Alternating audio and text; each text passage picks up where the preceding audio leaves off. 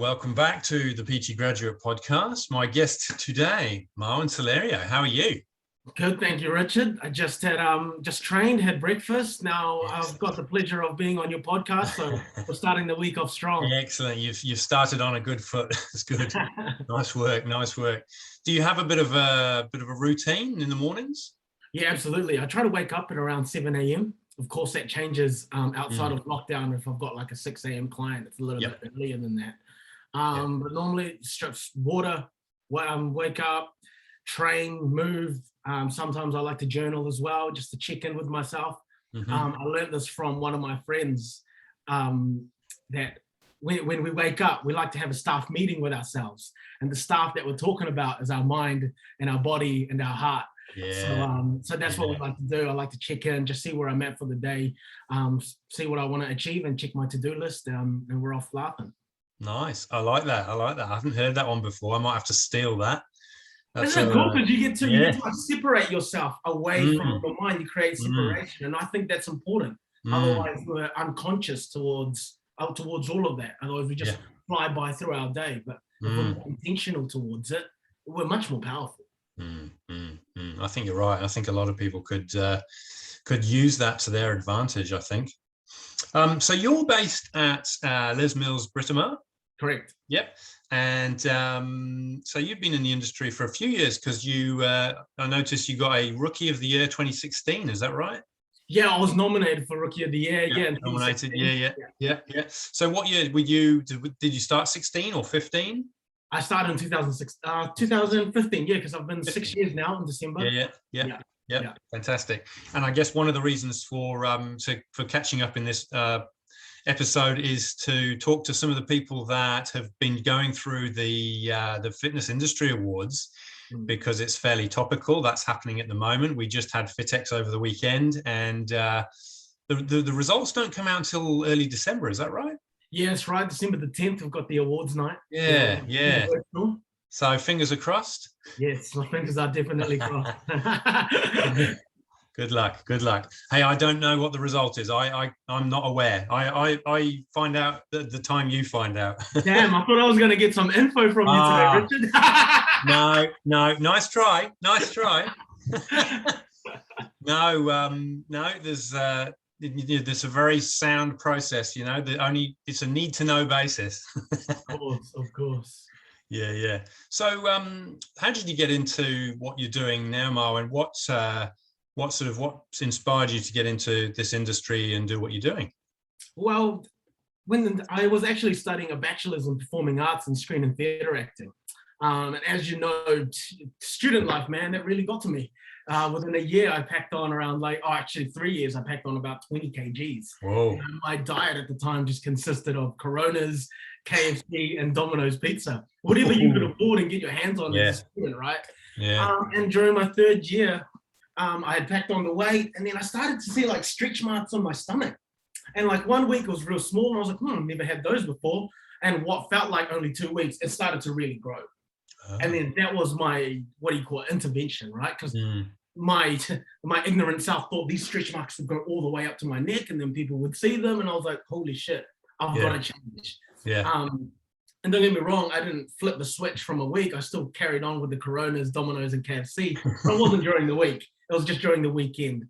Okay. And I ended up falling in love with the gym. I also started falling in love with the results of starting to look better, feeling more confident. And then during that time, my classmates in my acting class was like, how did you do it? How are you doing it?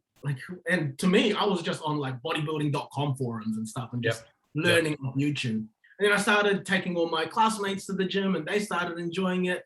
I started to enjoy teaching it. Yeah. Someone was like, at the end of my bachelor's degree, they were like, you can get a job in doing this. And I was like, what kind of job? And they're like, personal training. And I was like, interesting.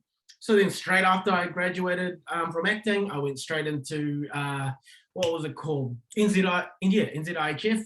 Did my certificate with them straight after. And then I got contracted out of Les Mills, and it's been 6 years, and the rest is history. Wow, what a story. Yeah. Those stretch marks made a big impact on you. Oh, man, I was scared, genuinely. I'm not even joking. I thought that they were going to climb all the way up to my face. And I was like, shit, if I don't change something now, because I also read on the internet that you just can't get rid of them. They might fade a little bit, but they're always going to be there. So yeah, it was just a matter of that, and you just start falling in love with the results once you start to get stronger and look better and just mentally clearer. Yeah. There must be some good crossover skills between your studies and what you're doing now. I mean, clearly you're an outgoing kind of guy, but some of the skills that you would have learned there would be really transferable to PT and working with the public and that human interface. What are there? Am I right? No, you're 100% right, Richard. And to be honest, I think that's the edge that I have as a personal trainer. It's like when you think of going to acting school, you think you're just going to be on the camera, but that wasn't the case at all. I like to call acting school a communication school or a self-development program. What they always love to say is that you cannot portray a character if you don't even know what character you're portraying in the first place. So in my first year, it was no acting. It was literally picking apart the mask that they'd like to say that we had on, that we had built throughout our entire lives. And by picking off your mask, you now are able to be a blank canvas to then start acting as different characters. Right. Get to know who you are. And through that course, I was able to, really work on my communication skills, connect with people as you would connect with other actors. And I was able to craft stories to be able to portray a message effectively. Right. Yeah. I like that. And I think stories is a key one, isn't it? Because that's how the brain loves to, we all love stories, right? That's how we will stay engaged with people who are speaking when they start talking into a story, and you want to hear the next thing and what happened, and you kind of get that automatic engagement. How does that work day to day? What sort of things do you sort of see that coming out in terms of what you're doing with clients and PT? Yeah, you're so right. We are story making and meaning making machines. That's exactly what the brain is. And it's the same thing when it comes to, let's say, a client. A client will come to me in a consultation and she'll maybe say, hey, Marwin, I want to lose 5 kgs. Then you dig a little bit deeper and you ask yourself, why is it that you want to lose 5 kgs? What's behind that? What is the story? What's the meaning? And really what she's generally saying, like, for example, is I just want to lose 5 kgs so I have the energy to be able to come home to my family and have the energy to engage with them in the same way that I engage with my colleagues. So I'm not so burnt out when I come home. I don't just go straight to bed. So really that's the story. That's the meaning. You've used this 5 kg arbitrary number to really get to the core of why you really want to be healthy, which is to engage with your kids, engage with your relationships. It's being able to see that bigger picture and motivate people, to remind them, hey, remember, if you come to today's workout and you give it your all, your kids are waiting at home and they can't wait to play with you. And that automatically, that turns on someone's brain, It's no longer about, let's just do this workout to lose 5 kgs. It's that story that brings out their why, doesn't it? Do you find it easy to dig down and find that real reason, or can it be challenging? It takes trust. I think I have a gift of intuition, as well as connecting with people where I'm able to get the walls down a little bit faster. But of course, that takes time. Not everyone buys into it, of course. And that's fine. I understand that. And there's a whole plethora of different personal trainers that are out there for those types of people. But yeah, it takes time. And in order for me to want you, Richard, to be vulnerable, I've got to be vulnerable myself, and I have to be willing to go to that place. And that's the process. I say that I'm a relationship first personal trainer. I focus on the relationship. I focus on our connection. And the stronger that is, Richard, the deeper and further we can go with your health as well as my career. Absolutely. No, nicely put. So you've got a long list of things that you I've been through the Les Mills website and the things that you deliver. There's a significant list of I guess options or services, body composition being a key one, changing how people's bodies look. But is there anything, the comment I've written for myself here, is there any specialities? Is there anything that you sort of, over the last few years, you've sort of started noticing you going a certain direction? Yeah, thanks for reminding me that, Richard. That actually needs an update. Okay. If I could just say one thing that I specialize in, it's in lifestyle transformation. So what that means is the people that normally come to me are busy, high-performing people, and they're the types of characters who have excelled really, really far in their careers. And just like, as you know, Richard, in order for you to be successful in something, you've got to put in the time. And a lot of time has gone into their businesses or in their careers that they've neglected to take care of their health. I've been there. Well, in my years of personal training, I put my health on the back burner to try and build my business. So the normal obstacles that these people come with is that I don't have the time to work out. I eat for convenience rather than performance. And rest and recovery is a luxury, when really we know it's a necessity. So they come with that.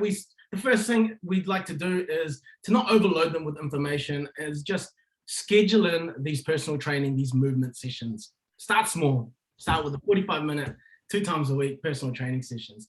Once they start to get those results, like in my story previously, they start to feel, wow, I'm getting stronger. I'm starting to get mentally clear. I'm actually performing so much more in my job and my relationships and the people around me. What else can I do, Marwin, that's going to help me get strong and be more mentally clear? Well, hey, Richard, let's look at your sleep. Let's stop looking at rest and recovery as a luxury, but rather as a necessity, so you can perform better at your job and perform better in these personal training sessions. Once you've cracked that, you'll be like, man, Marwin, what can I eat? Well, let's have a look. What makes you feel good? What makes you feel like you have electricity in your veins after you eat that meal, rather than lethargic and gluggy and feel like you need a nap? Like, let's identify those types of food. Next thing you know, you've added movement, you've added rest and recovery, you've added food, and you're starting to do the things that you really enjoy and make your life light up. That's a lifestyle transformation. It sure is. Domino effect. Just start with movement first. Yeah, I like it.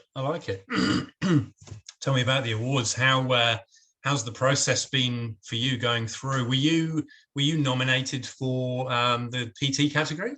Yes. I was nominated for the PT category. It was good. It was good because I had to also, a lot of things are in my head, right? Usually a lot of things are in my head and you just go about it. Nothing's really on paper. And by going through the process of the NZPT Awards, I had to put everything on paper. And I was like, shit, this is a good exercise for myself. Just to be able to reflect and compartmentalize where my business is at, financially, marketing-wise. Otherwise, it's just all in my head, right? And as good as that is, it's so much better once you have it on paper, because you have clarity. And now you're explaining it to other people. Because it's one thing to know something, and it's one thing to teach it, right? True. So that really helped. I really enjoyed that process. It was a big process. But, I think going forward, whether it's nominated for an awards or not, it's something that's got to be essential in the business. Yeah, it's a great process to go through, isn't it? You're right. It crystallizes all of those things that are up here, or some of them are, some of them aren't. And you can see the gaps. You quickly see the gaps in your business. It's like an audit, right? So you can walk away with some real gems, even if it, as you say, if you're just nominated and, hey, look, just to be in the final crew is pretty impressive. You get some value out of it for yourself, as well as the fact that you've been recognized for what you do. Yeah, and I think it really sets a standard. You ask yourself, so this is the caliber of what it takes to be a finalist or NZPT of the year. This is where the standard is. And then by just knowing that there is this bar, otherwise you wouldn't have known if you never went through it, that everything else can rise for it, Yeah. And that's a beautiful segue, Rise, into, tell us a bit about that. So Rise is this is a bit of a side project that you've got going on, or is it would that be the right description? Yeah. So it is a bit of a side project, but it's still intertwined with personal training and health and self-development. So what Rise is a parent company. It's in a way, it's channel, just a TV2 is a channel.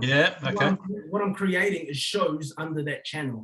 So currently I've got 2 shows, which is the High Frequency Club, which is led by me and my partner, Sinead Behrman, who's a physiotherapist. So with Sinead, we were just talking about things in our own personal growth and our own challenges with life, and tools that we use to help manage it. And we just found ourselves gravitating around people with those types of conversations. And we were like, you know what? How cool would it be to just have a camera in the corner, have these types of yarns that we're having anyway? Because at the end of these conversations with our groups, that we felt alive. We felt like that was such a good perspective that Ruby said that I'm going to use in my life because she will do it. So now the High Frequency Club has evolved into documenting interesting stories with interesting people. Cool. And we've had guests like personal trainers, group fit instructors, mental health advocates, therapists, a whole lot of people with 40, we've even got actors. We're 40 sessions deep now. Now that we started to get the formula of what it takes to create a podcast, I created a new one called Rise Optimize. So this one here is, now I've got like experts. I've got Dr. Charlotte Connell, who's got doing a PhD in exercise science. She's really big on supplementations for athletes as well. And Sinead Behrman, the physiotherapist, leads that. And it's more concentrated, isolated subjects like what's in pre-workouts, bite size, only 30 minutes long. Another one is just an overview of what a supplement is. HIIT training versus list training. We've just recorded one on REDS and training to the menstrual cycle. Yeah, good. So the real isolated. And the reason why I created Rise Optimize was I found that there was the scientific literature for me, as well as the people that I talked to, was hard to digest. Hard to digest for the everyday person. And it's not, and instead of looking at the scientific literature because it was hard to read, we just look at the marketing and fall for that. When sometimes there wasn't any evidence of it working at all. It was just the trend. So how could I make scientific literature more digestible for the everyday busy person who is health conscious and who knows that taking care of their health also takes care of the rest of their life? So I'm sure the 40-year-old mum's not going to read papers and papers of evidence. They're just not going to do that. But if there is a brand that is willing to talk about it, that they can trust, and be willing to give that information digestibly, that's the goal there. Brilliant, awesome. So where's it going to go? You've got seasons and seasons to unpack, or what? Well, right now, my mind right now is brand building. My mind is just building a library of when people like you, when you come onto the page, there's a library of content there for you to sift on. And soon I'll just continue to build that library. We also, under the Rise banner, we do events. We did one last year where I had like where I got speakers in health and self-development. We had one movement, nutrition, time management, as well as self-leadership. And people just buy tickets and hear these speakers talk, and we create a community. So that's the offer at the end of all these shows, is to be able to come into a live event and feel the vibe. And actually not just hear it in your earpieces, but hear it with everyone else who's been, hearing it. Great idea. So where did you hold that live event? We had it at Les Mills Britomart in the group. Okay, cool. Yep, nice. And will that be, so you've got another one coming next year, is that right? Right now, I think we're thinking about digital. Okay. So I've just held a talk on imposter syndrome, managing imposter syndrome, building your self-confidence and celebrating your success. And I did that to the nationwide Les Mills instructors. And right now I'm starting to think, because of this whole COVID lockdown, whatever happens, if we go into lockdown again, things have got to be digital now. So I'm thinking, how can I add value that is accessible online? Yeah. COVID proof it. Yes. Absolutely. Yeah, and I guess it just builds that library even more, doesn't it? If you can create content that potentially you could still keep selling tickets for online, then you've got that there to resell or find a bigger audience and push it wider. It's good to have the Les Mills crew on board to start with, that's for sure. I tell my boss this, our club manager, this all the time, and I'm just so thankful for their leadership and their support. Success is like a plant; it's got to live somewhere, and environment is a big factor on why a plant grows. Les Mills Britomart has been there for me. I was going to say, it'd be interesting to hear more about that Les Mills environment, because I've never been in it. I've only experienced it, via colleagues in the industry. What was it that drew you there, as opposed to, there are other chains out there? There are other places that you could be working? Yeah, to be honest, I was when I was at NZIF and, it was time to start looking for contracts. I've always thought that Les Mills was like the pinnacle of personal health. I always thought that's just what their brand just oozes out, right? And I remember the curriculum leader, because I was telling him I'm going for the other contracts here. I thought that I'd just start, in my eyes then, was just, it's just small community gyms, just work my way out, build experience, and then get to the Les Mills platform. And he was like, no, you're just going to go straight there. And I was like, oh shit, I'm going to imposter syndrome myself. Yeah. And I was like, I can't do that. Just meet with the manager, see if you guys connect, and let her talk about Les Mills with you, and see if you like it. And I thought, hey, I only got $200 in my pocket. I quit my job at the cinemas because I didn't enjoy it. And I was like, this is it. Like, this is in my eyes, this is the highest platform that I could be on. And I've been there ever since. Fantastic. Yeah. This is a machine. It's a machine with the brand that oozes it. So I knew that if I was able to use that platform to catapult, rise in my personal brand, I'll be in a good spot.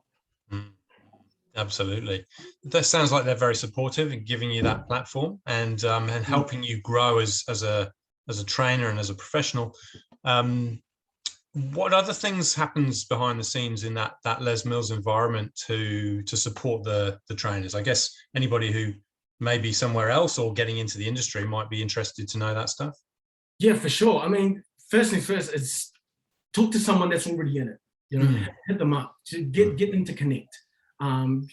Just have a coffee. It's not as intimidating as people make it out to be. It is just like every other thing.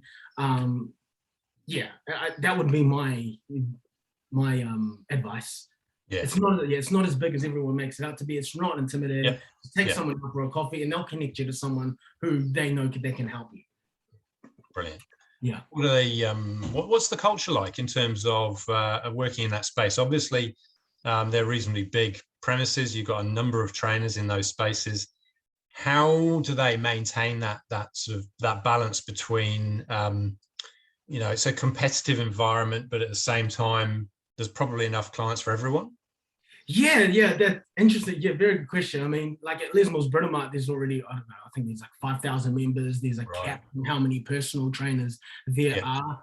And as soon as you come into the team, just like that quote saying, the ship raises with the raising tide. The standards are high, and it makes you want to. So I guess it all comes down to, I mean, I don't want to speak for my manager, Brett, but of course he's got to pick people who are going to want to aim for what the standard is already.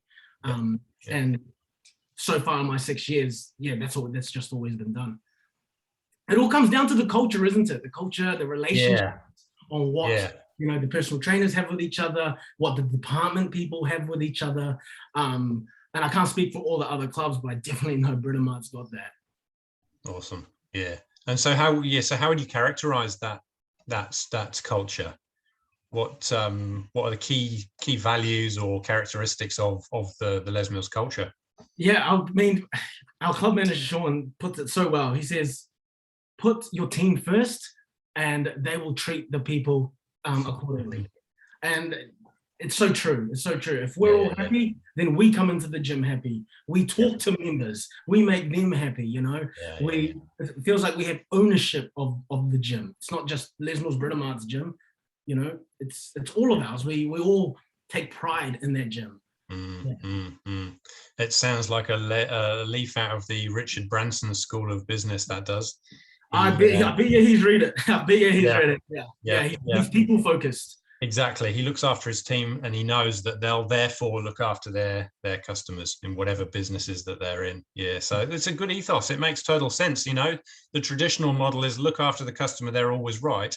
And, that generally isn't always the case. And that neglects the team in between. So, flipping that around and taking it that way, the Les Mills way and the Virgin way, I think is a far better broad-minded way of looking at business.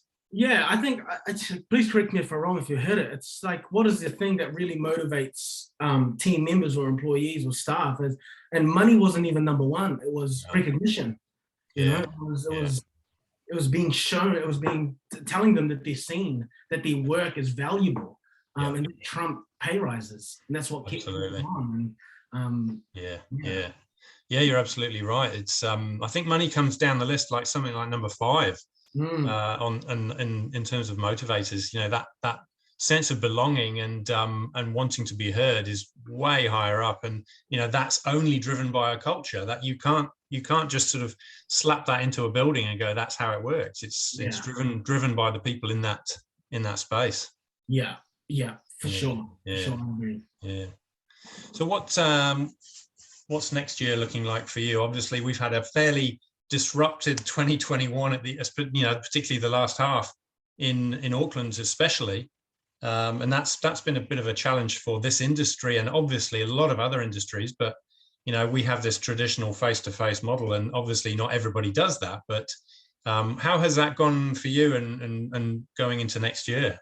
Yeah, like we said earlier, I really want to make it COVID proof, but also scale it to the point where I'm not just relying on one-on-one anymore. And I think that's when the rise events and the content creation all kicks in.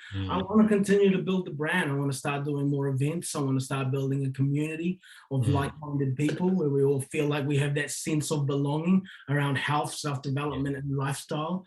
I want to really champion it's mindset over aesthetics. We don't need to live in that era where it's all about just looking good, but it's actually about feeling good and engaging with life in a way that we want to engage. And it's bigger than just aesthetics now. Lifestyle is all about our meaning and our why. And I really want to continue to champion that idea and create products and services online where I'm able to talk to more people and reach more people and help them out. And that will look like online events or online talks or I just want to think bigger now, Richard. Yeah, totally. Sky's the limit. That's awesome. I think you're right. There's a lot that this industry does wrong in terms of and I suspect social media is a large part responsible for that whole aesthetics thing. And people have this perception that that's what exercise is all about, is getting your body looking right. And really it's about, as you say, those things that you talk about, and it's about having it function right, and really what you're all about and your purpose, those sorts of things, which all kind of fall into line, as you were saying earlier, when you talk about lifestyle and not just about movement, getting those other things, the nutrition, the sleep, the rest, all the other components. That's really what a high functioning human being is all about, as opposed to what do they look like on Instagram. And I think what you're doing with Rise is really powerful, because you're cutting through that stuff and really getting to the nub of what matters and helping people find that for themselves, I suppose, by joining the community that you're building. So good on you. I think more people need to be doing the same thing. I appreciate it, Richard. Thank you. So next year, I mean, obviously it's going to be like you said, you wanted to build, you want to scale, and what does that look like? Have you kind of got some plans for that yet? I want to create more events. I want to do more events. I want to get more speakers involved. I want to run one at least every quarter, and I want to get Rise optimized on the same playing field as the High Frequency Club, and then I want to create a new show on top of that.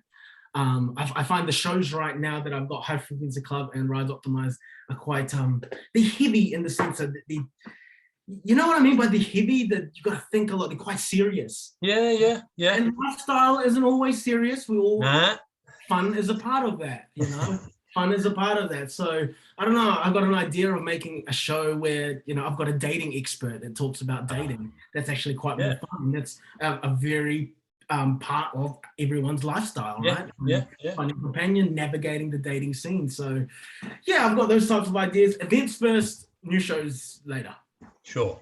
I like it. I like the lightness that you want to bring, because you're right, there are some heavy topics, right? And you've got to do a bit of homework and be a little bit prepared, and you're always sort of thinking about those other things when you're trying to have a conversation, and it doesn't flow quite as easily or as naturally. So breaking it up, some of those lighter things, which are just as important to people, will make it way more fun and entertaining for the listener, and I guess for you too, right? I agree. I fully agree. I find the content that works is either educational or entertaining, and if you can get a bit of both on the umbrella, I think we're on track. Excellent. I like it. You got the two E's going on there nicely. Yeah. Awesome. So thinking about tips and advice and pearls of wisdom, this is something I like to sort of round up with guests, so that You know, people can then kind of compare them with everybody else who's been asked the same question, because this is the stuff that I always repeat at the end, because it's the tips maybe that people will take away at the, you know, having listened and gone, oh yeah, I'm going to try that, or I'm doing that and I'm on track. Or perhaps something that didn't work and you're like, right, not doing that again, but I've learned a lot as a result. What would be Marwin's? Is this for personal trainers? Yeah, it is for personal trainers, but to be honest, you know, they're in business, right? So it could be any business person, I suspect. Amazing. Yeah. I think when it comes down to finding what your niche market is, obviously, first of all, it takes time and experience. But what I found the formula for me was one, a subject that you're super curious about, something that you're always thinking about, always looking and studying about, you know? Yeah. And the other combination is, what did you as an individual need help about 2 years ago? Put those two together, and I think that you're able to communicate a message and find a certain type of person or people, that is in your niche market. So I'll give an example. Nice. I like it. For me, I'm curious about self-development and personal growth. I'm always looking at things that helps me find my blind spots and helps me identify my ego and helps me manage time more, be a better business person, a better partner, and blah, blah, blah. And that is exactly what I needed 2 years ago. I felt like I just wasn't conscious. I also wasn't really taking care of my health that often. Okay. So this is the things that I'm learning now in my curiosity are the things that I'm teaching. I should have taught Marwin 2 years ago. Right. So it's this transactional thing. Okay. And I'm also staying in my lane. I'm not talking about anything I don't know. Yeah. You know? Yeah. I like that. Does that make sense? Yeah, it does. And it's a different way of looking at it, because I haven't heard it described in that way before. And it does make sense. You're right. And I think I was talking to Gavin, who was last on, and you know, the same sort of thing is, what sort of clients do you have? Well, his market is the plus 40 market, and he sticks to that religiously. And you know, he's sort of in that same age bracket, and he's been through the injuries and the operations and the recovery, and there was no real solution for the problems that he had. And so his business model fixes that problem. You know, there's a solution there. His business partner is a physio. They have a package that is put together for people who come in, they get that physio treatment, they then get the program from the physio and then the PT on top of that. And this is how his business operates. And you know, and as we age, you know, our clients come with us, right? So they're on that same journey. Yes. And so that curiosity that we've always got then becomes the value that we can deliver to our clients who are on the same page or a similar journey at least. And I think, you know, that's the Marwin version of that. And I think that's really good, because it's just, you put it so differently. So I love it. What else you got? It's something that I wish that I didn't do, but also I don't regret. I don't have any regrets, because it's helped me to get to where I am, is that never stop taking care of yourself. I was a personal trainer that was at one point doing 40 to 45 sessions, and I was running myself to the ground. And I thought that this is it. This is what makes a successful PT. And then COVID happened. And then I was like, oh my God, I'm so happy that there's this break, you know? And I started to ask myself, hey, what is actually important to me? And why was I working that much? Was it just so I had a badge of honor saying that I was busy? But what was I going towards? And I found the difference between busy and being productive. And I was just someone who was just going on a circuit. Busy. Not taking care of myself, not sleeping enough, not putting fuel in my own cup. And then productive was actually having somewhere to aim to and going there, having direction, rather than just going through my paces. I like that. So I think what I'm saying is that take time and space to reflect. Take time and space. Are you still on track of where you want to be business and personal wise? And are the steps that you're doing getting you closer towards that?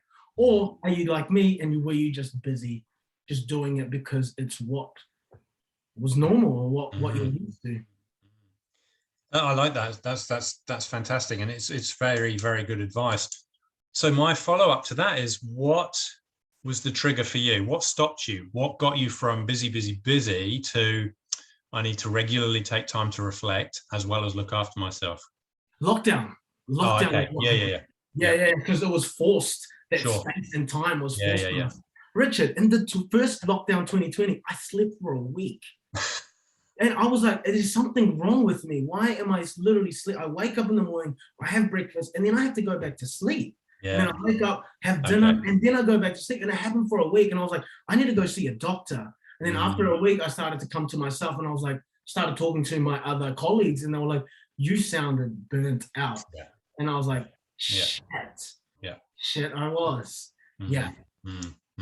So in a way, there's some seriously good silver linings as a result of this lockdown, or these lockdowns that we've had over the last couple of years. And yours isn't the first one. I've had similar stories from other people saying the same thing for maybe different reasons, but it was something that Marwin needed.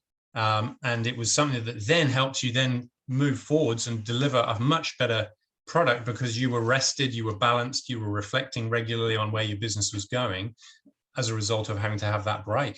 Absolutely. I mean, I don't want to take away from all the negative things that have happened with COVID. Of course, there are huge negative impacts. But just speaking on my own personal journey, it was the best thing that happened to me, Richard.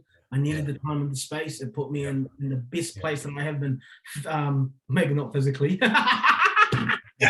but mentally, financially, business-wise.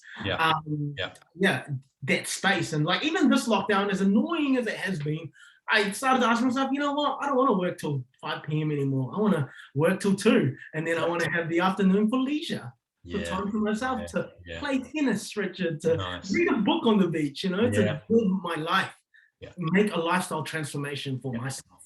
Yeah, I can totally relate to that story. I mean, back in 2014, I was doing the same thing, and we had a family trip planned, which meant overseas travel. And I remember sitting on the plane and going, thank God, like it was like a lockdown. It was forced rest. I literally had to sit on a plane for 24 hours. And it made me go, why am I relieved that I'm not doing it? What's going on here? And it was that same sort of process. And sadly, I hope people don't have to go that far before they get to that point. Maybe they can listen to this and go, geez, these guys have both done that. So that same thing. Maybe I need a bit more balance now as opposed to when I hit the wall. Yeah, I fully agree. I fully agree. And just to play devil's advocate as well, is that we had to push our limits to know our limits. So we know that doing 45 sessions is burnout phase. Like now, even when I start to see 30, I'm like, oh, I'm starting to, getting into that red zone now. But I wouldn't have known that if with me and you didn't go to that place, right? True. Yeah. It's certainly, you're wiser for it. And you've kind of got that rev counter now, right? So 30 you're starting to hit the red zone. And obviously if you got to 45, then it's so, absolutely. you've got that sort of that thermometer or rev counter or whatever it may be that helps you, navigate the week and the months to not go too far. Yeah. I think the art of managing that is being able to say, I'm done. I'm going to take 4 days off, or something like that, or saying no. I think the art of saying no is a big thing. Because I wouldn't necessarily say that finding your limit is a bad thing. I think it is a good thing. It's just obviously it's an extremity and you can't stay there for too long. Just in the same way you can't train twice a day every day for 7. Yeah, unless you're a professional athlete and you're being paid for it. And you're paid to rest as well as paid to exercise. Yeah. Yes, and that's another bloody tangent on what social media shows us of what health is, isn't it? Like, people have to live like athletes to be healthy. Yeah. Those are beautiful gems, Marwin. I really appreciate your openness, your honesty, your vulnerability, and everything that you've shared today. It's been a great chat, and I hope we can maybe plan a V2, a version 2 in the future. Yes, sir. Thank you so much for having me, Richard. It's been a pleasure. No what a great start to the day. Cool. All right. Well, have a great week. Cheers. Yes, mate. See you later.